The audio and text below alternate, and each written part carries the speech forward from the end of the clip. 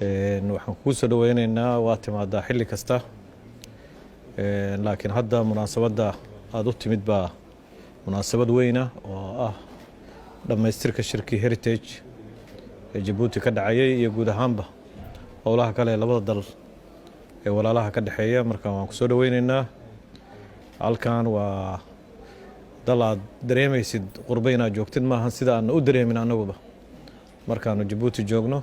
waa dal laydinka jecel yahay, dal aad dowladnimadiisa iyo soo noqoshada dowladnimadiisa aad saldhig u ahaydeen. aad iyo aad baanan kugu soo dhaweynaynaa magaalada Muqdisho. waxaan rajaynaynaa hawsha aad u timid inay guulaysato, muddada aad joogtidna ay noqoto joogitaankaadu mid wax weyn miro dhal noqdo xiriirka labada dal iyo guud ahaanba hawsha kale oo aad u timid. aad iyo aad baa u mahadsantahay. soo dhawow wasiir.